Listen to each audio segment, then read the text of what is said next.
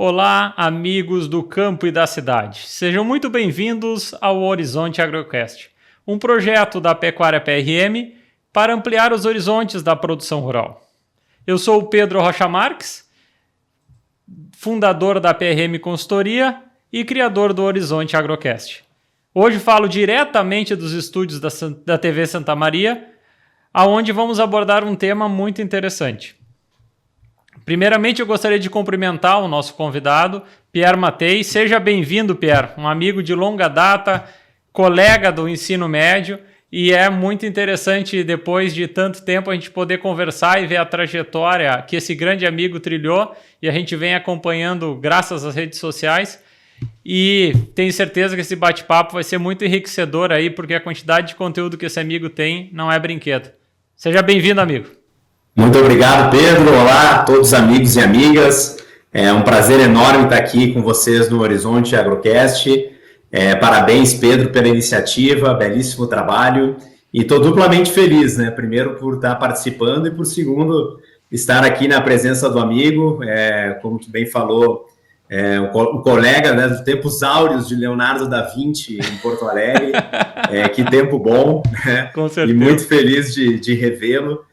Sabe que eu tenho um carinho muito especial, não só por ti, mas por toda a tua família. Então, para mim, estou de verdade aqui muito feliz e espero poder contribuir um pouco aqui da nossa vivência na Monte Bravo e poder ajudar e talvez trazer aqui mais também provocações do que propriamente respostas. E tenho certeza que vai ser um bate-papo aqui muito legal. Mais uma vez, obrigado e vamos lá, Pedrão.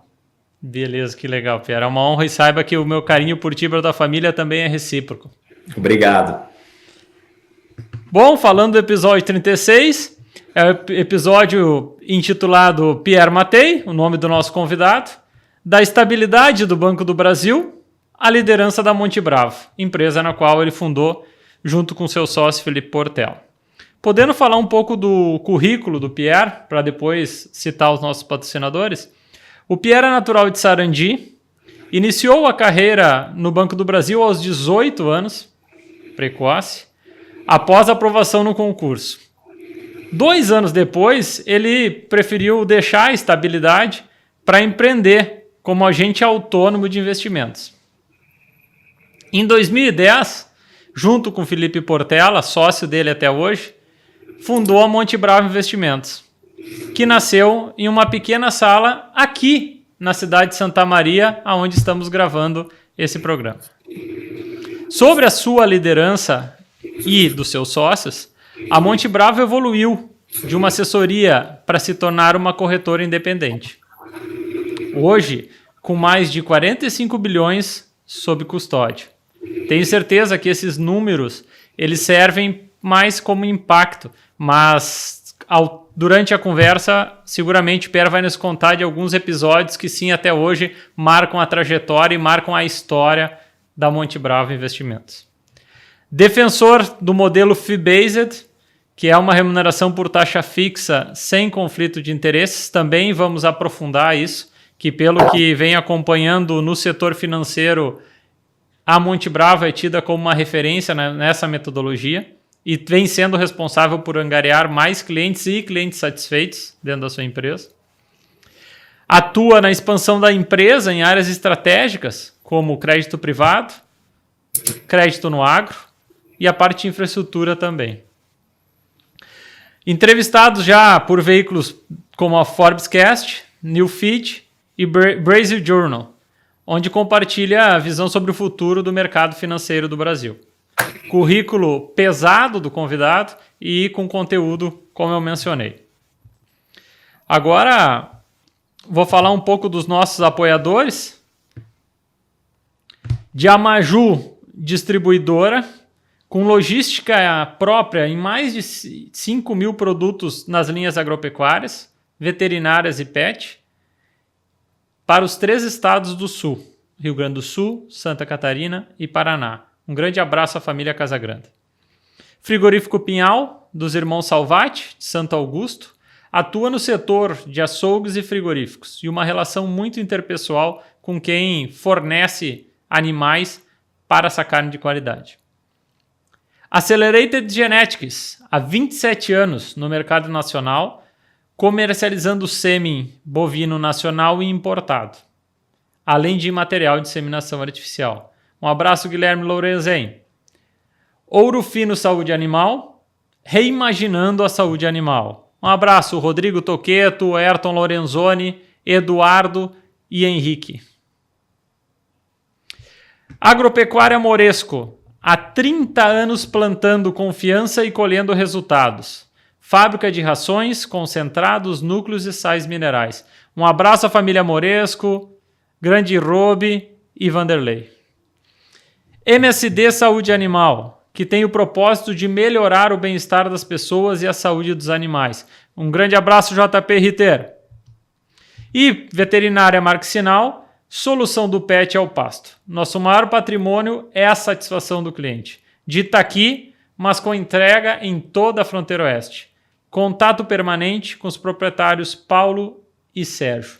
Grande abraço, Paulinho. Grande abraço, Sérgio. Uma grande honra seguirmos nessa parceria. Bom, por que esse título? Por que esse tema? Por que esse convidado? Né? Qual é a proposta do Horizonte Agrocast? É ampliar os horizontes de quem escuta ou assiste esse programa. Ampliar como? Que a partir de um bate-papo, que as pessoas possam escutar essa troca de ideias e tirar aprendizados, como se fosse a leitura de um livro, por exemplo, que se a gente tira um aprendizado de cada leitura de um livro, lendo vários livros por ano, vamos nos tornando pessoas com um ponto de vista maior. E com o horizonte ampliados, menos céticos ficamos e mais abertos a novos conhecimentos também ficamos. Bom, por que o Pierre está aí? Pierre, conforme falamos no currículo, uma trajetória não convencional, optou sair da estabilidade para contar a sua história e escrever a sua história, e junto com isso, um exército de pessoas que topam essa ideia, e a gente acompanha a forma que faz essa gestão, a exemplo de uma série de empresas, mas acho que exemplos bons devem ser comunicados, publicizados. E então, por que não nós do agro, né, poder entender melhor o mercado financeiro, entender como ele funciona, conhecer uma empresa e, inclusive, tirar aprendizados para o nosso setor sobre essa atividade. Bom, então justificamos o convidado, justificamos o porquê do assunto. E Pierre, vamos começando aí para te conhecer melhor, a audiência que tem muitos que não te conhecem. Outros já devem te conhecer. Conta como é que foi aí a história do menino Pierre, que nasceu em Sarandi, até concluir a universidade e hoje está no grande centro financeiro do país, aí, que é São Paulo. Estamos à disposição para ouvir a tua bela história, meu amigo. Legal, Pedro. Bom, não convencional, tu foste bastante generoso aqui, né, com as palavras, como sempre, porque... na época, eu diria que foi uma decisão maluca, né? Eu lembro até hoje do dia que eu cheguei em casa e falei para os meus pais que eu estava saindo do Banco do Brasil, abandonando o concurso público, e o desespero, né, perceptível no olhar dos meus pais, especialmente da minha mãe. A gente sabe como que mãe é. Eu passei agora, recentemente, pela bênção aí da paternidade, e já posso, hoje entendo até melhor a reação dos meus pais lá na época. Meu filho, que loucura, como assim você vai abandonar a carreira, uma profissão estável, você tem um emprego garantido, né? E acho que é uma informação legal para dividir aqui, né? O que adiciona um tempero a mais nesse contexto é o fato de que tanto meu pai quanto minha mãe fizeram carreira a vida inteira no Banco do Brasil. Começaram lá em Sarandi ainda e foram, ao longo aí de mais de 30 anos dentro dessa instituição, fomos percorrendo várias cidades do interior do Rio Grande do Sul até chegarmos aí em Porto Alegre. Então, a princípio estava tudo bem, estavam felizes, né, por ver que o filho estava encaminhado, com já um emprego garantido, uma estabilidade, e um carinho especial por ter sido na mesma instituição que os acolheu e para quem eles realmente trabalharam e se dedicaram durante mais de 30 anos. Mas, de fato, nessa época eu estudava, eu tinha recém-ingressado na Faculdade de Engenharia Civil, na Federal do Rio Grande do Sul. Pedro sabe, desde o tempo de colégio, sempre fui afeito às matérias de engenharia, né, de matemática e física, que já me direcionavam aí para o mundo da engenharia. E eu, como muitos, ao cursar engenharia, acabei querendo experimentar o mercado financeiro e vi na oportunidade do concurso para o Banco do Brasil uma forma de me inserir no mercado de trabalho. A vida como estagiário, né, em empresas de engenharia era uma vida bastante dura, as oportunidades na época eram um tanto quanto escassas, e eu vi no concurso uma forma de começar a trabalhar, queria realmente começar a me sentir útil e produtivo e aprender, e tudo aquilo que nós que já passamos por essa fase, sabemos bem, né, todos os sentimentos ali, quando a gente começa a entrar no que a gente acha que é uma vida adulta já, né? E eu vi o concurso, realmente foi muito, muito importante para mim. Dessa minha curta passagem pelo banco, eu aprendi duas coisas. Tive dois ensinamentos ali que mudaram a minha vida, né? Primeiro, é que eu acabei me apaixonando pelo mercado financeiro, um ambiente muito dinâmico, um ambiente onde realmente cada dia é um dia diferente, e isso me contagiou, e logo que eu comecei, eu já entendi que era isso que eu queria fazer o resto da minha vida, e realmente o resto da minha carreira eu queria me dedicar ao mercado financeiro. E apesar de ter concluído a engenharia, aqui estou eu, né, já há mais de 20 anos aí no mercado financeiro. E o outro aprendizado, logo após ter começado, tendo ficado menos de 2 anos na instituição, felizmente não precisou muito tempo para eu entender que ali não era o melhor ambiente para mim. Eu queria estar num ambiente mais dinâmico, eu queria realmente ter algum lugar onde eu pudesse ter um outro ritmo de crescimento. E a gente sabe, né, que principalmente órgãos públicos, o Banco do Brasil é uma sociedade de economia mista, mas a gente sabe que o ritmo de crescimento não depende somente do teu trabalho, não é um ambiente 100% meritocrático. Isso me incomodava, e adicional a isso, eu também logo percebi que no fim do dia eu estava trabalhando para o banco, né? Eu estava trabalhando para a instituição financeira e não para quem estava sentado na frente da minha mesa, né, do outro lado do balcão, que era o cliente. Eu queria estar num modelo onde eu pudesse estar sentado ao lado do cliente, do mesmo lado da mesa que ele. E foi com isso em mente que eu tomei essa decisão de sair, para desespero, aí, como eu comentei, dos meus pais, e logo na sequência, né, absorvido o primeiro impacto, ninguém teve nenhum problema, né, ninguém teve nenhum AVC, um ataque cardíaco ali, administrada essa situação, veio a pergunta fatídica, tá bem, meu filho, então o que você vai fazer? Já que você vai sair do banco, deve ter um plano incrível, deve ter alguma oportunidade de emprego melhor do que essa. E aí eu virei e disse, mãe, eu vou ser agente autônomo de investimento. Falou grego. Aí, meus amigos, aí a porca torceu o rabo, né? Aí realmente... mas o que é isso, meu filho? Não vai se meter nessas coisas. Né? Onde é que tu tá se metendo? Né? Quase como se fosse algo ilícito. Tamanho desconhecimento dessa profissão, que ainda hoje no Brasil, apesar de ter crescido, hoje já são mais de 25 mil profissionais que são os assessores de investimento, mas na época a profissão tinha esse nome horrível, que falava muito, mas não dizia nada, que era do agente autônomo de investimento. E para minha sorte, né, nada acontece por acaso, eu tive a felicidade, entre aspas aqui, de iniciar nesse mercado em julho de 2008. E para quem lembra aqui, sabe bem, ou quem, né, os mais novos que nos acompanham, certamente já ouviram falar e já estudaram isso nos livros aí na internet. Tivemos em 2008 simplesmente a pior crise que a humanidade já viveu, pior do que a de 1929, foi a grande crise financeira.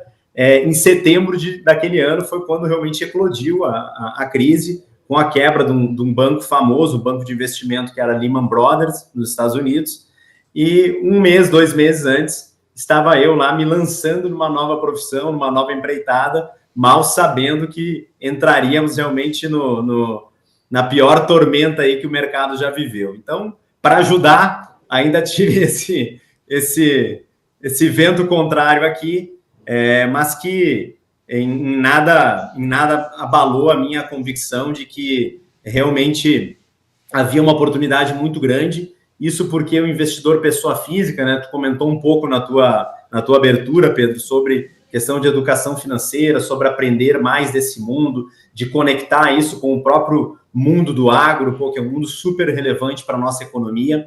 E eu, de fato, acredito muito nisso.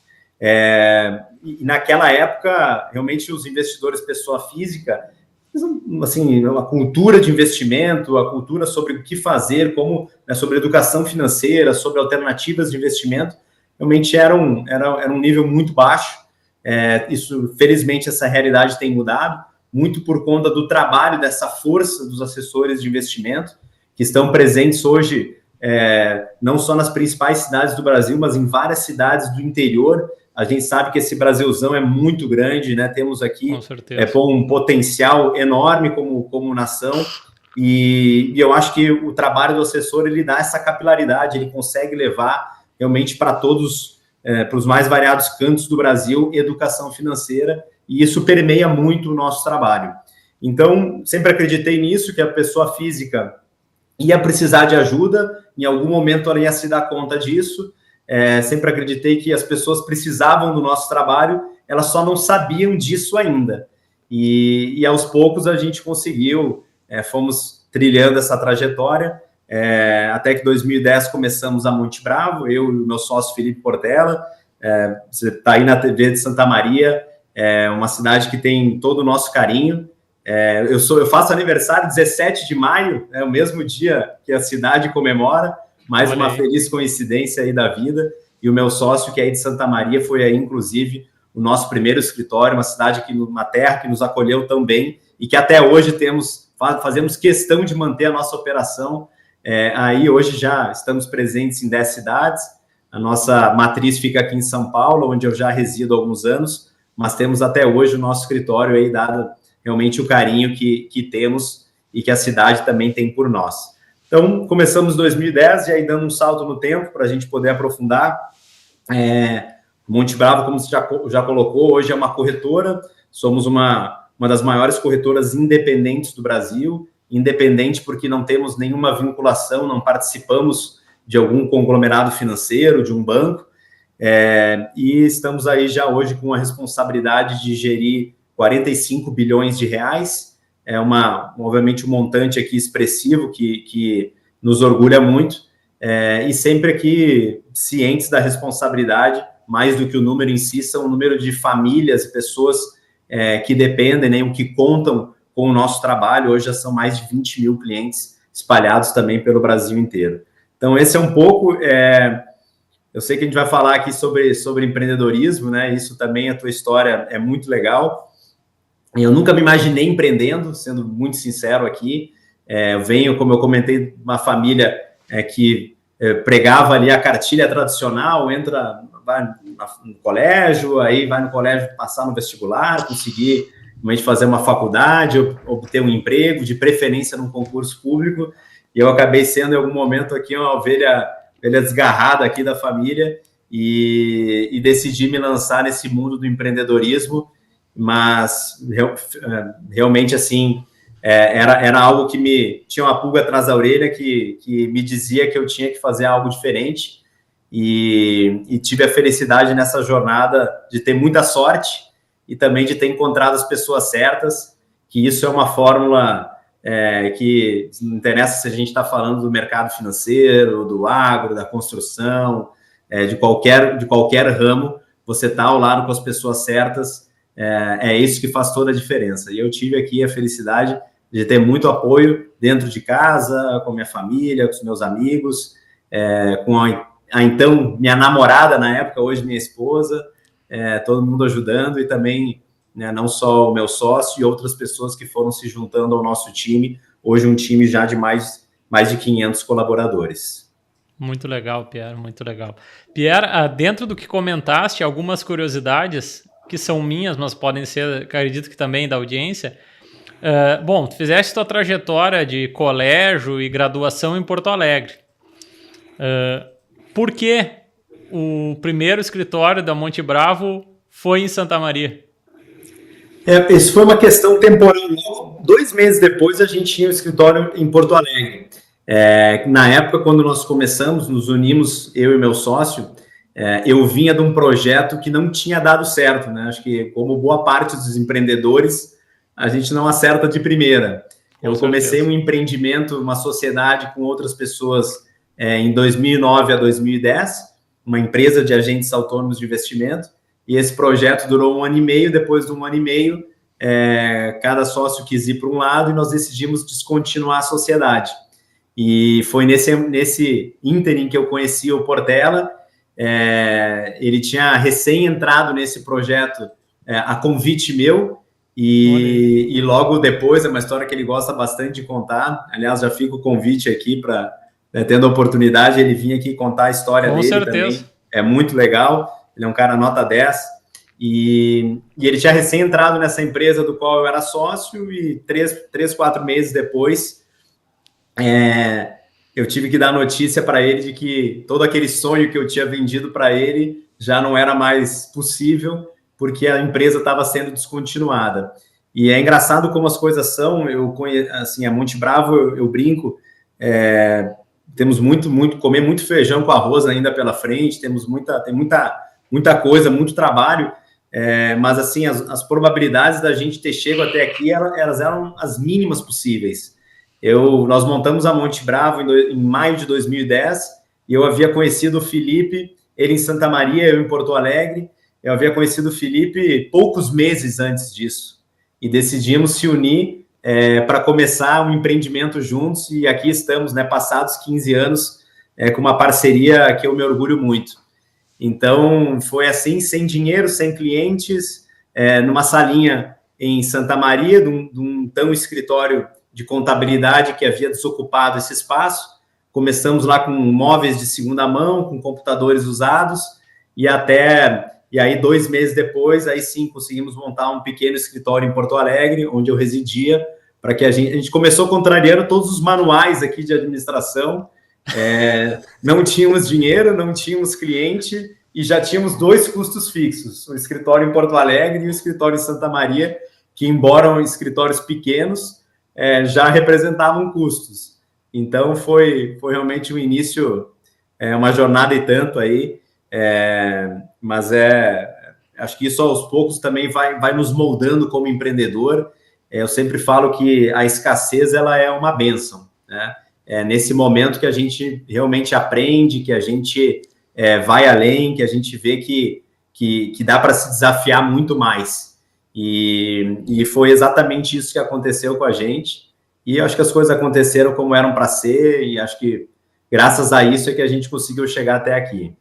Que legal, Pierre. E o segundo ponto, contando a trajetória, tua formação é engenheiro civil, e por exemplo, o que é muito frequente, isso pode ter gente que ainda não acompanhou isso, mas é muito comum os engenheiros, né, em função da sua base na formação de cálculo, serem grandes gestores de empresas, né, de multinacionais, e mesmo empreendedores, porque tem uma predisposição para ter uma decisão lógica maior de quem não tem essa formação.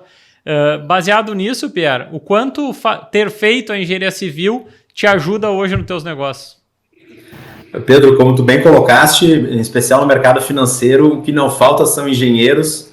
Realmente tem bastante. Eu sou um engenheiro frustrado, né? Porque eu acabei logo percebendo que não era para mim aquilo. Mas apesar disso, eu tinha esse sonho de me formar como engenheiro. Eu sempre entendi que essa faculdade iria me ajudar a fazer qualquer coisa que eu quisesse, pelo desafio, pelo que ela te ensina, te faz realmente refletir, pensar. Acho que todos os ensinamentos são ali muito, muito ricos, muito valiosos. E hoje mesmo, olhando em retrospectiva, mesmo se eu fosse voltar no tempo, eu ainda assim faria engenharia, talvez não engenharia civil, porque também essa disciplina foi evoluindo muito, e tem outros cursos talvez que fariam mais sentido hoje, né? Mas definitivamente não mudaria a minha formação, porque foi algo que me ajudou bastante. Depois eu fui buscar ajuda, fui buscar conhecimento em outros cursos, fiz uma especialização também em gestão de pessoas e negócios, que era uma coisa que eu não tinha a menor noção de por onde começar, mas de fato a graduação de engenharia me ajudou muito, e é muito comum a gente encontrar por esse mercado engenheiros e também empreendedores que têm essa formação, estão permeando aí as mais variadas áreas. Acho que o desafio da faculdade, ele realmente te ajuda muito, te habilita a poder pensar e atuar em vários outros segmentos. Que legal, muito legal. Bom, Pierre, entrando agora na parte da construção da Monte Bravo, né? O que tu acredita, já falou que a insatisfação, que a tua insatisfação é ao mesmo tempo preocupação em entender que um negócio tem um cliente e o cliente deve ser o chefe desse negócio e estar satisfeito para isso, tá?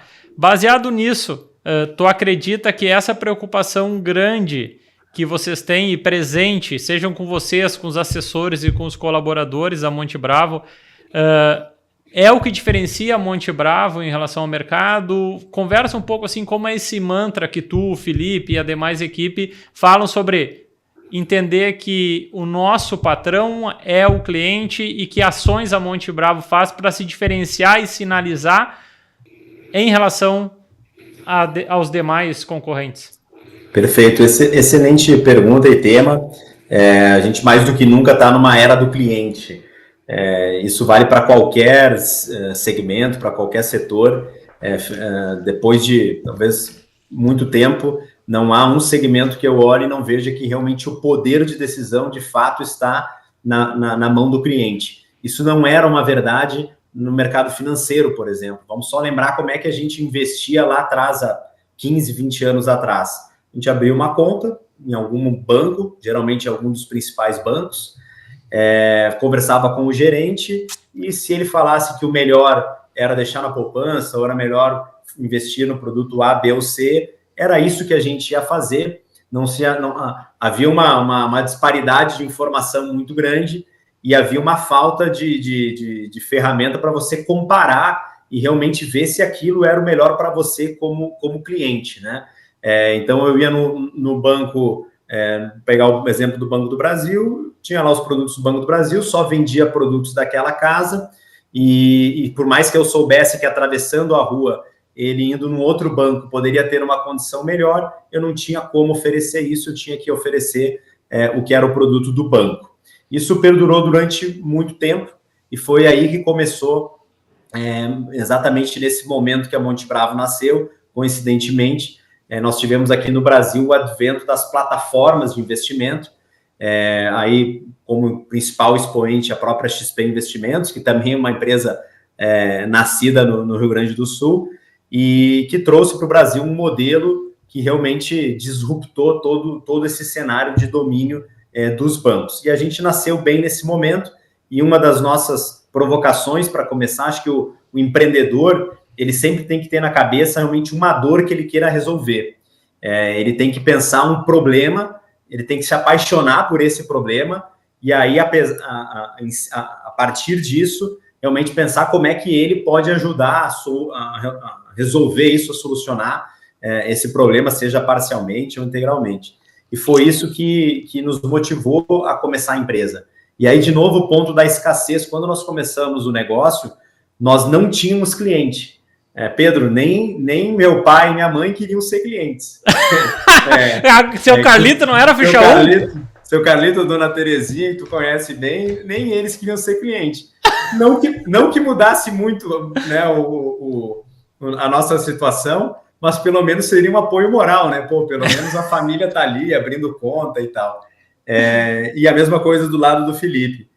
Então, o que foi o nosso mantra aqui desde o início? Olha, nós não temos clientes, em algum momento a gente vai persistir tanto que vão começar a chegar clientes aqui na empresa, a gente vai conseguir conquistar os primeiros investidores, e uma vez feito isso, né, o nosso pacto era, a gente precisa cuidar muito bem desse cliente, porque se a gente cuidar muito bem dele, ele vai ver que ele tomou a decisão certa, ele vai ver que valeu a pena, que nós somos sérios, que a gente não está aqui para brincadeira, né? A gente sempre fala que a gente lida com o órgão mais sensível do corpo humano, que é o bolso. Então a gente tem que ser muito responsável nisso, nunca esquecer do nosso papel, da nossa responsabilidade. E a nossa cabeça era essa, era cuidar muito bem desse cliente, porque se ele gostasse, se ele confiasse, ele não só teria mais recursos conosco, como também indicaria o nosso trabalho, os nossos serviços para a sua rede de relacionamentos. E foi com isso em mente que fomos começando a crescer. E até hoje, mesmo hoje, passados 15 anos, a empresa, acho que já estando realmente no outro estágio, tendo já talvez um maior grau de conhecimento por parte do nosso público, tendo, né, já uma quantidade de clientes e investimentos em marketing, etc., não tem a principal forma de atração de novos clientes, é sempre através do cliente atual. É ele que, uma vez satisfeito com o nosso trabalho, indica os nossos serviços, e assim é que a gente consegue crescer, né? E não tem forma mais barata, mais assertiva e mais rápida, eu diria, da gente crescer do que dessa forma. Então, a gente, uma vez entendido isso, a gente foi muito feliz em compreender isso rapidamente, logo no início da empresa, a gente foi criando essa cultura aqui dentro do negócio. Nós acreditamos muito que um sucesso de um negócio, seja ele, de novo, dependente do setor, ele está diretamente relacionado à força que se cria daquela cultura, né? A gente acha que empresas de culturas fortes, elas conseguem não só sobreviver no tempo, como prevalecer frente a empresas que, de repente, não têm uma cultura, uma identidade, e aqui não existe coisa de cultura melhor ou pior, existe realmente aquela cultura e você viver e tocar o negócio de acordo com aqueles princípios. E é isso que a gente vem fazendo desde então. Então, nós investimos muito em tudo que diz respeito à experiência do cliente, nós investimos muito em treinamento do nosso time aqui de assessoria. Então, hoje são mais de 200 profissionais dedicados ao atendimento aos clientes no dia a dia. Então, existe uma grade rigorosa de treinamentos. Nós monitoramos tudo, ligações, tentando realmente sempre perceber, se antecipar a possíveis insatisfações ou dúvidas dos nossos clientes. E a gente nosso negócio aqui é um negócio de relacionamento. E o sucesso da empresa ele vai se dar, vai depender diretamente do quanto a gente conseguir manter essas relações de longo prazo com os nossos clientes. Uma das coisas que eu mais me orgulho é poder ver clientes que lá atrás, né, eu com a minha pastinha embaixo do braço, percorrendo esse interior do Rio Grande do Sul, ou mesmo, né, em Porto Alegre, clientes que que eu tive a oportunidade de conhecer lá atrás e trazer para a empresa, convidar para ser cliente na Monte Bravo, até hoje estão conosco, estão bem melhores atendidos até do que na minha época, satisfeitos, felizes e até hoje aqui na Monte Bravo. Então, acho que isso, para mim, como empreendedor, como empresário, é um motivo de muito orgulho. Então, a gente investe bastante nisso, temos uma cultura forte que valoriza o trabalho do dono. Eu acho que ninguém melhor, né, que tem a velha frase, né, o que engorda o gado é o olho do dono. A gente segue essa regra aqui, copiamos esse mantra aí do agro aqui para o mercado financeiro, e temos uma cultura que valoriza muito, incentiva as pessoas a pensarem e agirem como dono do negócio, porque se isso tiver na cabeça de cada um, eu acho que o nosso sucesso ele vai acontecendo no tempo. O dono ele está preocupado com absolutamente tudo, com todos os detalhes, ele está preocupado com, né, se a luz ficou acesa, se tem um papel no chão, se o escritório está organizado, está bonito, está arrumado, se a experiência do cliente está boa, se o crescimento está vindo, desde coisas simples até as coisas mais estratégicas, o dono está sempre envolvido e imerso, né? Eu acho que esse talvez seja a grande diferença. Nós não somos uma empresa de funcionários, somos uma empresa de donos. É o que nós buscamos aqui até hoje em cada pessoa que a gente vai contratar. A gente busca pessoas que tenham essa cabeça, que queiram realmente fazer parte de um projeto dessa forma. E até temos um modelo hoje que premia isso. Quem age como dono, em algum momento, pode ser convidado a se tornar sócio. Hoje são cerca de 100 sócios já que nós temos, pessoas que foram se identificando com a nossa cultura, foram realmente performando, entregando bons resultados e principalmente agindo de acordo aqui com o que a gente prega. Então, eu acho que isso é uma coisa bacana e isso conecta muito até com a questão do próprio fee-based, que eu acho que a gente vai discutir em algum momento.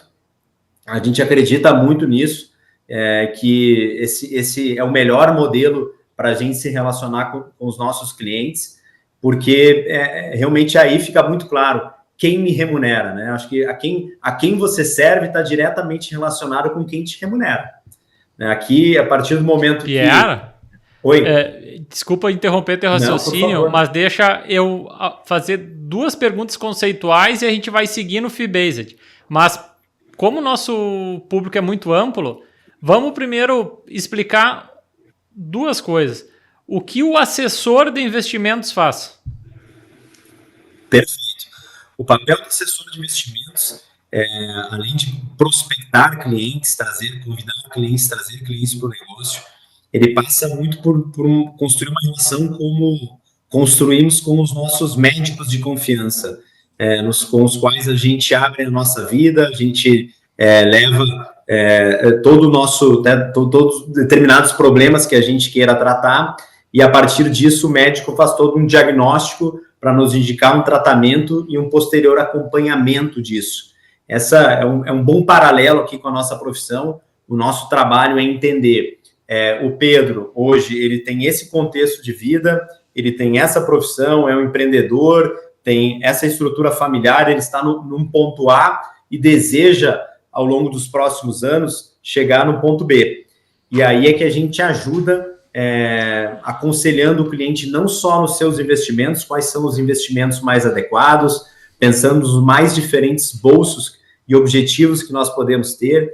Então, objetivos de curto prazo, olha, quero daqui a um ano trocar de carro, adquirir um imóvel, ou talvez precise essa parte em reinvestir no meu negócio. Então, temos aqui um bolso de liquidez. Uma outra parte pode ser um bolso mais de médio e longo prazo.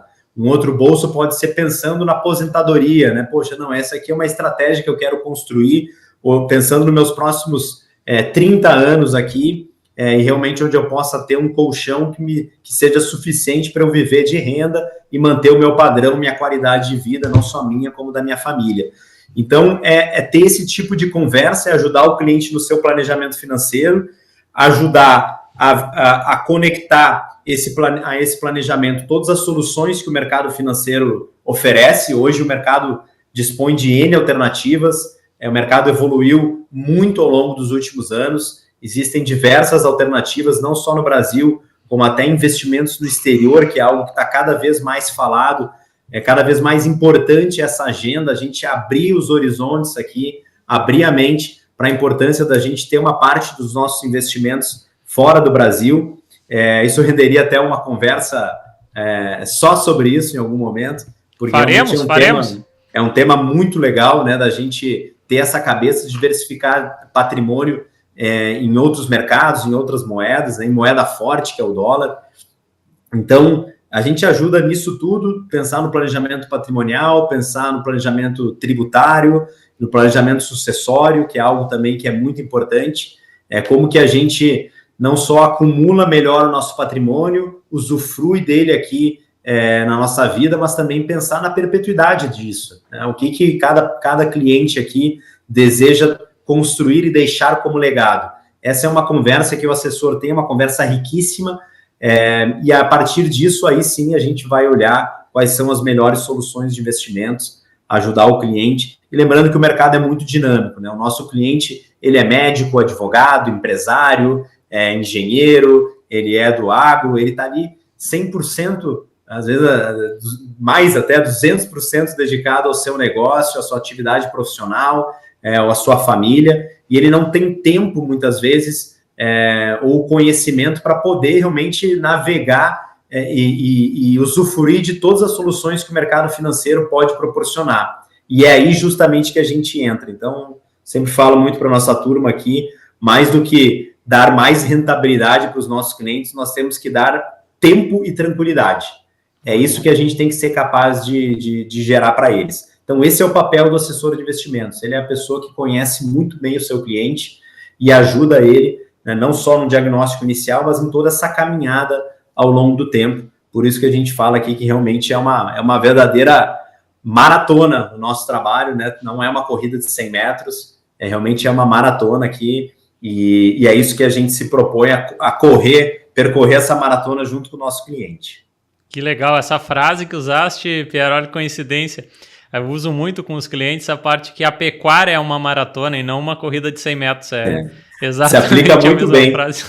Se aplica muito bem também. Cara, então tu explicaste muito bem o papel do assessor. O cara, na verdade, ele entende a vida do cliente, né?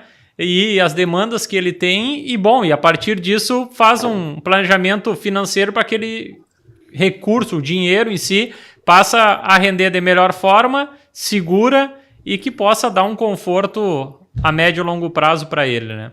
Isso muito legal. Pierre, antes de nós entrar no fee-based em si, 2 dúvidas que eu acho que é a dúvida de muitos dos empreendedores, que temos muitos, graças a Deus, na nossa audiência, quando o Pierre e o Felipe começaram em Santa Maria, logo depois abriram em Porto Alegre, o grande drama dos negócios, eu acho que é essa transição, né? De tu ter 2, 3 colaboradores e a partir de ter 300 colaboradores. Quais são 2 coisas aí que são um desafio, né?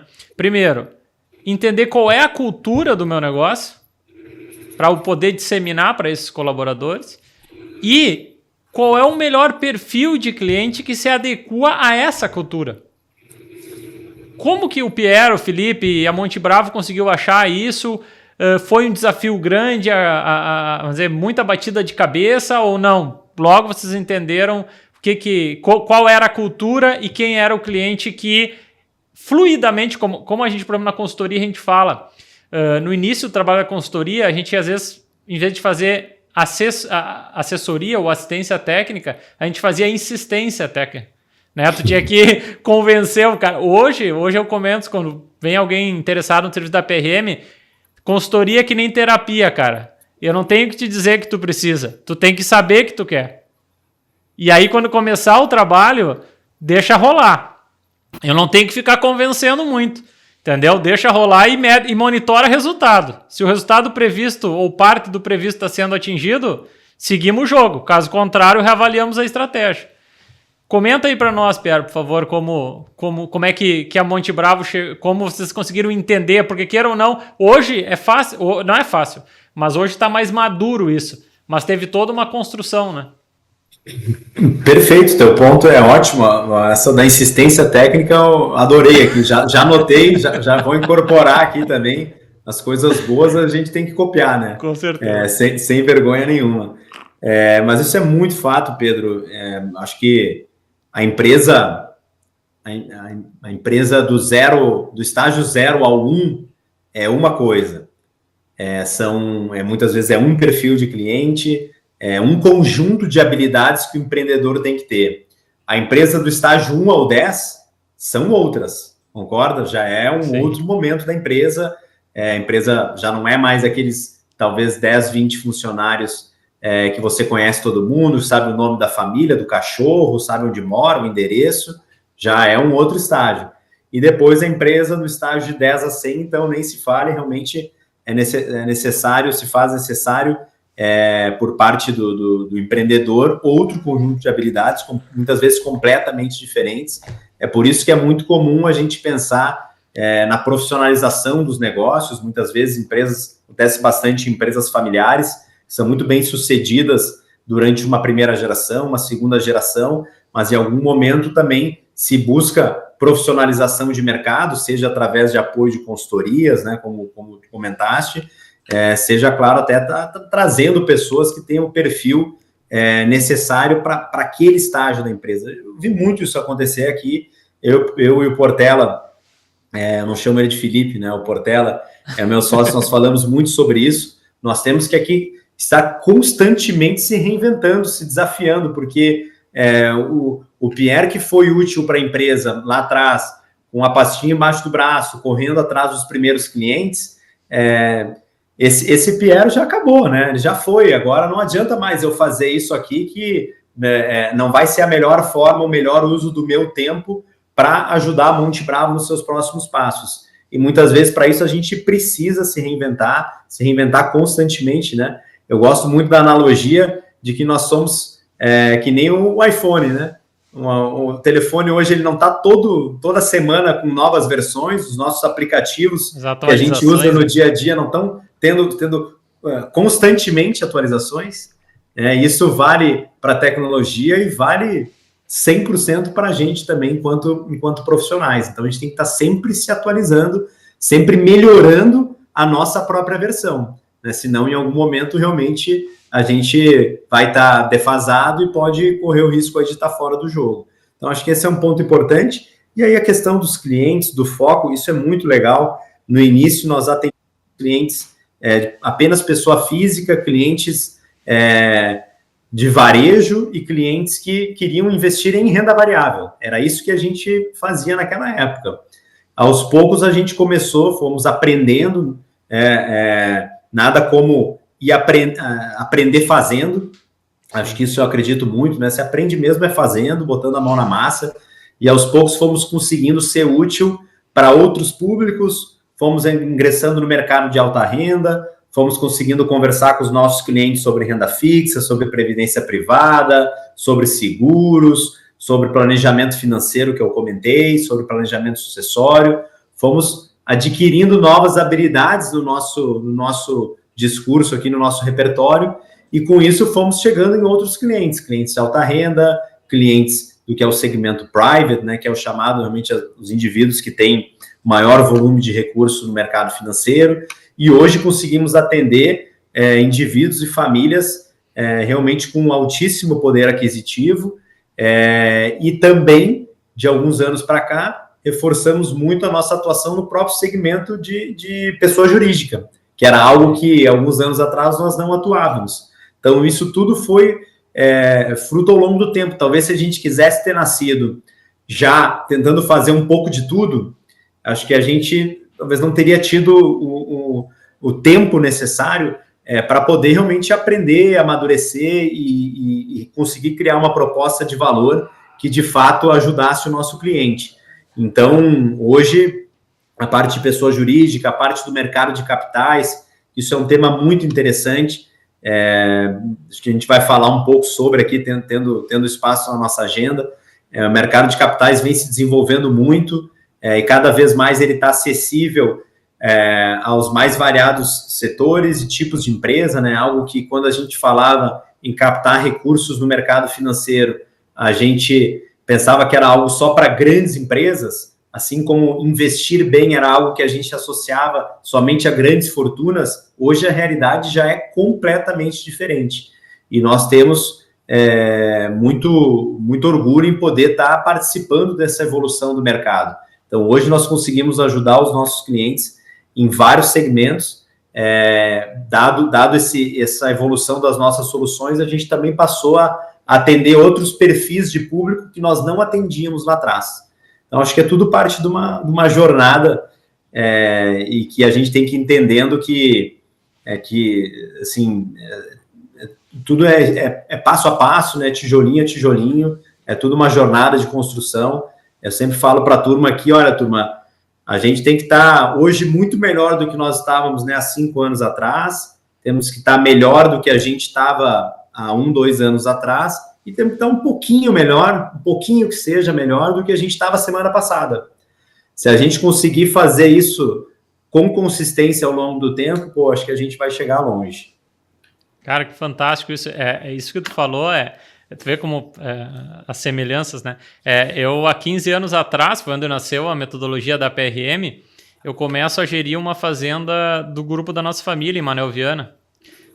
E aí, meu tio fala exatamente essa tua frase. O cara recém-formado, com todo o gás, né? Querendo fazer aquela questão de entender que os negócios, não existe negócio que só pode ser feito hoje, né? O negócio vai ser feito quando a tua empresa está organizada para fazê-lo, né? Oportunidades vão ter ciclicamente. E aí meu tio me dizia assim, tio Gilvan, falava, Pedro, não te importa em dar grandes evoluções, em ter grandes evoluções. O importante é sempre evoluirmos um pouco cada ano. Essa fazenda hoje, Pierre, os ouvintes que já vêm seguindo já ouviram isso. Quando começamos a metodologia de trabalho, rendia R$ 95,00 por hectare ano. Essa mesma propriedade hoje, ela entrega R$ 1.000 hectare ano. Né? Com essa metodologia não ousada, com essa frase que meu tio disse, não te preocupa com ter uma grande evolução em pouco tempo. Primeiro entende os processos, forma a cultura, tem disciplina, e aí a fazenda ela não é diferente de nenhuma outra empresa, né? Então é a questão de tu ter processo claro, vai monitorando, criando a cultura. Falasse de um papel no chão, na fazenda também é um papel no chão, uma cerca em bom estado, um animal que precisa ser curado, um funcionário que viu que o colega precisa de uma ajuda, a minha função não é essa, não, vai lá e ajuda. Então a questão da empatia, né? Então hoje uma fazenda, ela também funciona como uma empresa e é uma empresa, né? Então foi muito legal essa frase que tu falou. Baseado que falaste que hoje está muito claro, foi entendendo o perfil de cliente, e me corrija se eu estou errado, mas quando te perguntei sobre a cultura, falaste em evolução constante e uma eterna insatisfação com o estado o estado atual, né? Mais ou menos isso são palavras-chave da cultura da Monte Bravo, não é? Perfeito, exatamente. E, então, baseado que entendeu qual é o cliente, entendeu qual é a cultura, aonde entra o Fee-Based nisso? Excelente ponto. E só voltando até o ponto anterior, fantástico ver realmente essa evolução, e é impressionante. E eu acho que uma das coisas mais legais aqui do nosso trabalho é que a gente acaba conversando com gente muito inteligente, gente muito bacana dos mais variados setores. E cada conversa dessa, seja no setor de saúde, no setor do agro, imobiliário, indústria, profissionais liberais, a gente está sempre aprendendo muita coisa. É uma das coisas que eu mais me encanto aqui com o nosso negócio, e é muito, muito feliz de ouvir um outro exemplo aqui vindo do teu tio, de uma história que realmente que o prêmio, o tempo e a disciplina, a consistência premiam tudo. Eu acredito demais nisso. Falando sobre a questão do Fee-Based, o que é o Fee-Based? Começando por isso. O Fee-Based, hoje existem no mercado financeiro duas formas de o cliente remunerar a instituição financeira ou a sua casa de assessoria, ou o seu banco, pela prestação do serviço de atendimento, de assessoria de investimentos. A mais comum dela, que é realmente ainda a incumbente até hoje, é o modelo de comissionamento.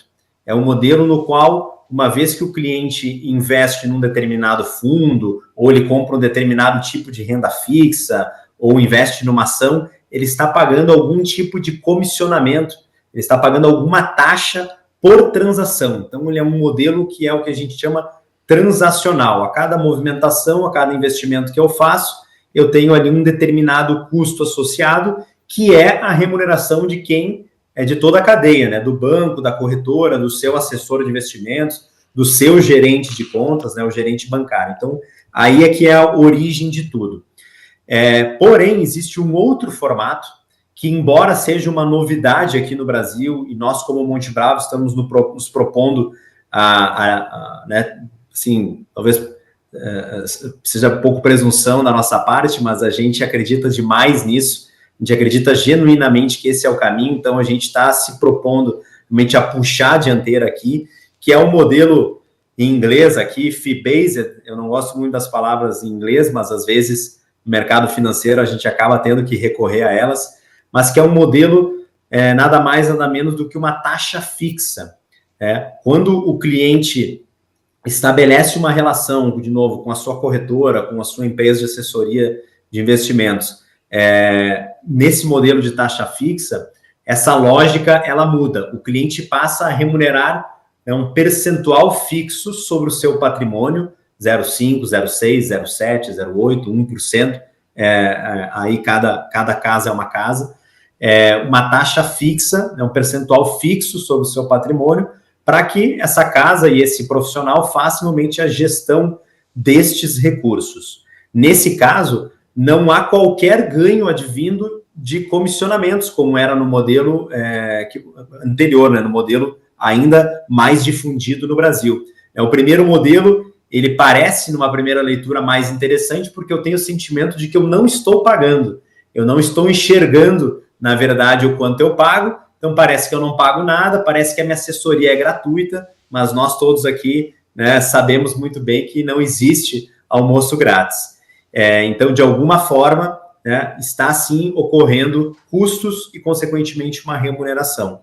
No modelo fee-based, nesse modelo de taxa fixa, essa relação ela é totalmente transparente, porque o investidor sabe exatamente quanto ele está pagando para aquele serviço.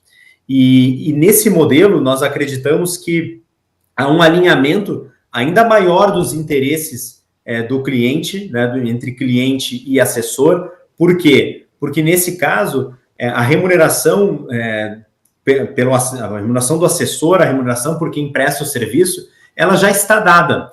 Não há nenhum tipo de incentivo a, de repente, oferecer produtos que possam gerar mais comissionamento, mais remuneração, simplesmente por esse motivo, né? O que realmente é algo ruim. A gente sabe que conflito de interesse ele pode existir em qualquer profissão, em qualquer negócio, e a exemplo do que acontece em qualquer negócio, há formas de você mitigar isso. No mercado financeiro, a forma de mitigar isso é realmente através desse modelo fee-based.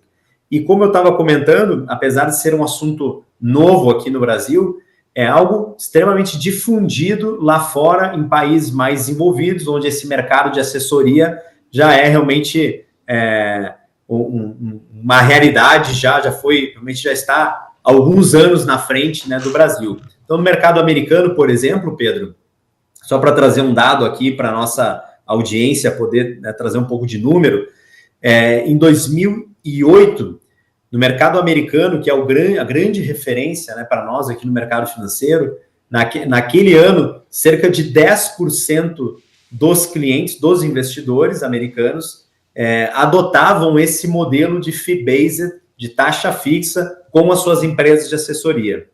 Ele já existia, porém, havia uma penetração muito pequena disso no mercado naquela época.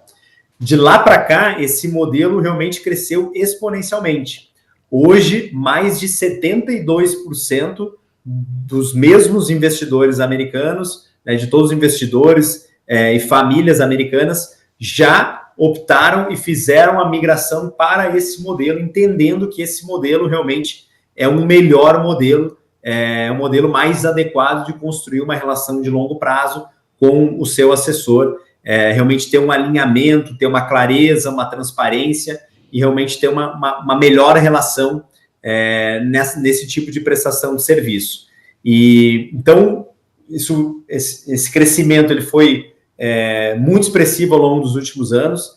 É interessante que mesmo depois desse crescimento, isso segue evoluindo, né? Ano contra ano, a gente percebe o modelo da taxa fixa ganhando mercado em relação ao modelo do comissionamento, e isso é algo que a gente vem implementando aqui na Monte Bravo. Em meados de 2023 nós começamos, ainda de uma forma tímida, fomos experimentando, fomos aprendendo como trabalhar nesse formato, como ter essa conversa com os clientes, né? Muitas vezes essa conversa, a gente era cheio de dedos para conversar com os clientes sobre isso, e nos surpreendemos com a receptividade, com o grau já de maturidade do investidor brasileiro, de entender as diferenças, de aceitar realmente um formato mais alinhado. E fomos indo, hoje 1 em cada 4 clientes aqui na Monte Bravo já adotam um modelo do fee-based, e nós já temos aqui ao todo, né, dos quase 45 bi que eu comentei, já temos aí cerca de 40% do volume de recursos que nós temos sob gestão já estão nesse modelo. Então é muito legal, tem sido uma evolução muito grande. Nós sempre fomos entusiastas do modelo aqui, mas para ser muito sincero, nós começamos a ter essas discussões lá em meados de 2020, 2021, será que realmente já é a hora da gente trazer isso para os nossos clientes? E na época nós entendemos que nem nós, para ser muito sincero aqui, nem o nosso cliente estávamos preparados para ter essa conversa.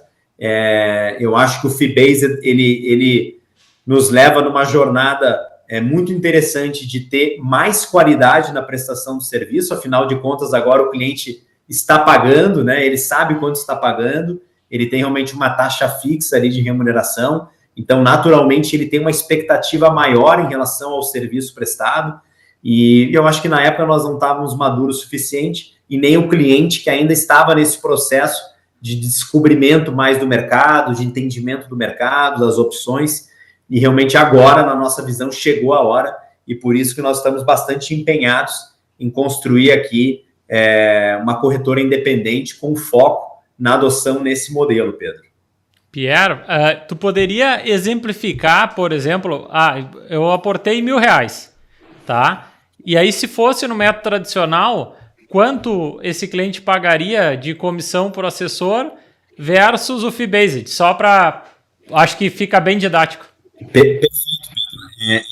Essa conta ela surge em todas as conversas. Ocorre que essa conta não é uma matemática simples, porque cada produto tem uma dinâmica e tem um custo.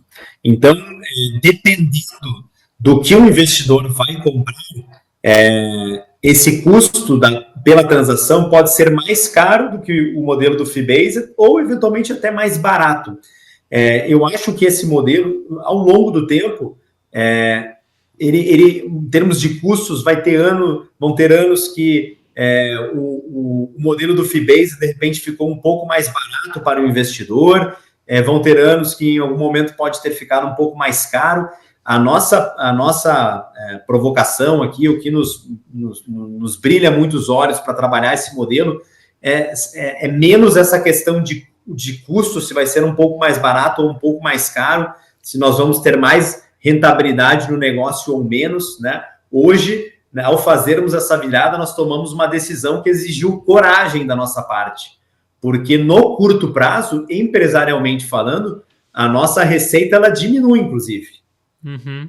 Só que a gente, de novo, está apostando no crescimento do negócio, olhando realmente um horizonte aqui de 5, 10, 20 anos, no qual a gente tem convicção que esse modelo vai ser melhor para os nossos clientes e, consequentemente, o cliente vai mandar mais recursos, nós vamos trazer novos clientes, vamos ter realmente uma relação muito mais alinhada, saudável e de longo prazo, e isso vai fazer nós, como empresa, ganharmos mais dinheiro no tempo, né?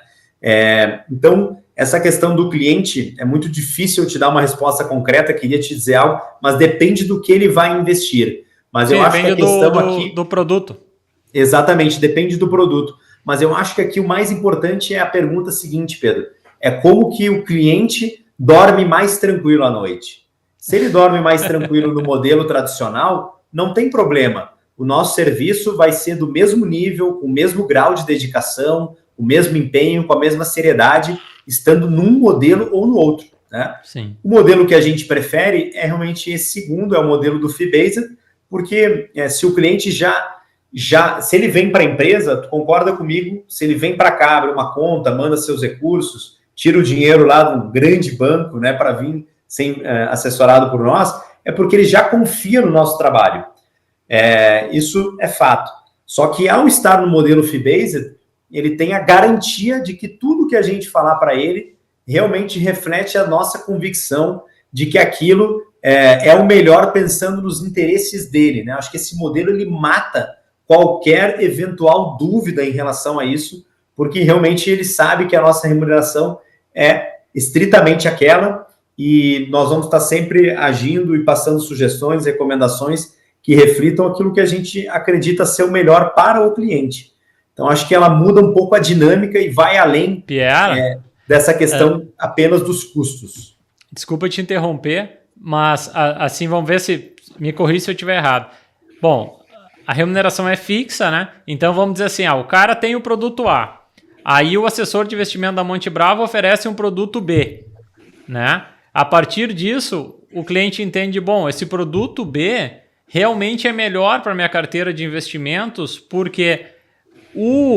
A Monte Bravo sinalizou que esse assessor ele não ganha comissão sobre esse produto B. Confirma? Correto. Na verdade, quem ganha uma eventual comissão em havendo é o próprio cliente. Isso volta para o cliente. Então, o cliente tem aqui, se num produto nós iríamos ganhar R$ 1 de comissão, fruto da distribuição daquele produto, esse mesmo R$ 1 volta para a carteira do cliente. Cashback? Então, é um cashback, exatamente. Olha aí. Exatamente. Então, é um modelo que fica muito legal, porque o cliente não necessariamente está pagando a mais pelo trabalho da assessoria, ele está pagando de uma forma diferente, né? E aí ele tem realmente tudo que nós ganharíamos a título de rebate, devoluções, tudo isso volta para o cliente de alguma forma através desse formato de cashback. Muito legal, ficou muito claro agora. Pierre, nos faltando 7 minutos para terminar, o tempo voa. Passou rápido aqui, hein? Conversa boa é que nem jogo bom, né? Passa rápido, né? Isso, é verdade. Cara, te agradecer, é uma honra. Dentro da agenda tua, do Portela, conforme tu chamas, eu acho que tem aí um cruzamento de interesses aí do nosso público com o de vocês. E acho que dá para fazer alguns episódios aí, conforme a gente vai combinando as agendas, porque não conseguimos abordar tudo que desejamos e, além disso, surgiram mais dúvidas, né? Eu falei que a ideia era essa, era trazer mais provocações, talvez, do que respostas. Mas muito bom, cara, muito bom. E a certeza de que é um assunto que interessa muita gente, né? A gente pode ver aí quantos podcasts e portais hoje de financeiro, o grupo, né, mesmo o Primo Agro, né, um grupo que começou falando de negócio, né, e hoje tem uma carteira, então eu acho que é um tema que todo mundo precisa saber, e nós, quando pequenos e na escola, não tínhamos liberdade e tempo e disponibilidade para conversar sobre isso, tivemos que ir aprendendo e hoje, na vida adulta, somos obrigados a entender, porque senão o dinheiro não aceita desaforo, né, meu amigo?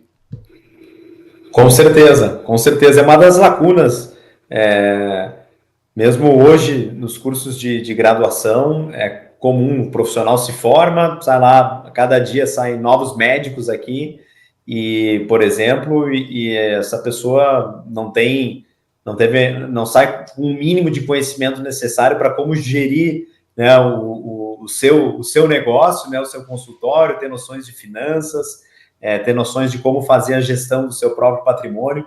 Então, a gente acredita muito que no poder transformador da educação, e é por isso que iniciativas aqui como o teu programa são louváveis, são muito legais, e eu acho que está na hora, mais do que nunca, do mercado agro e mercado financeiro se conectarem. Nós temos percorrido esse Brasil, falando com diversos empresários para realmente mostrar que o mercado financeiro é para todo mundo. O mercado financeiro não é algo estigmatizado, que está lá num pedestal, que é muito complexo, que é difícil. Acho que dá realmente para a gente desmistificar, são vários tabus aqui existentes, e o nosso objetivo aqui como empresa, a nossa proposta, é realmente tentar trazer isso de uma forma simples e de forma que seja na hora de investir, seja na hora de pensar recursos para os seus projetos, para financiar os seus negócios, os empreendedores vejam realmente no mercado financeiro um grande aliado, né? Isso é uma coisa que não tem mais volta. O mercado de capitais é uma ferramenta mais do que nunca muito importante para todos os empresários.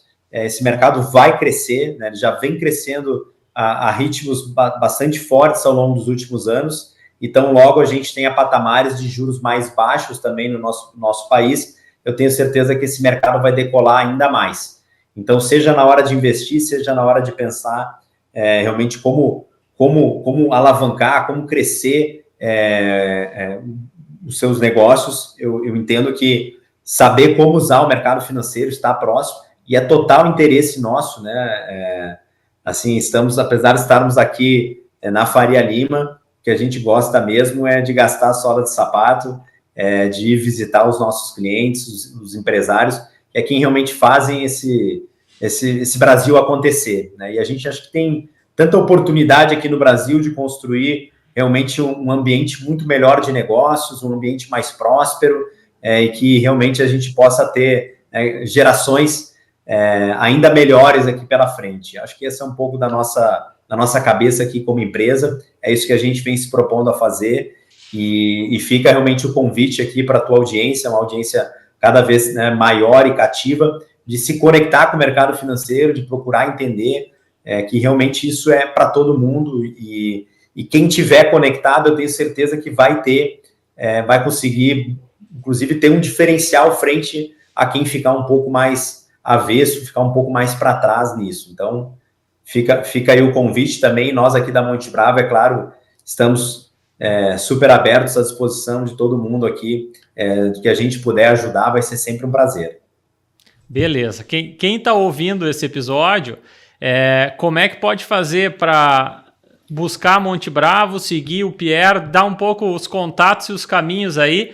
E quem está nos ouvindo, que quando comentar, diz assim, foi lá no Horizonte Agrocast que eu ouvi a primeira vez, eu interessei pelo tipo da conversa, para a gente conseguir, na verdade, ir entendendo essa conexão e ratificando, que eu concordo muito com o que o Pierre fala, de que o mercado financeiro e o agro precisam se conectar e eles já estão se conectando. Nós, inclusive, temos clientes que já abriram capital e, por questão de sigilo, clientes que vão abrir capital. Então, isso está cada vez mais permeado.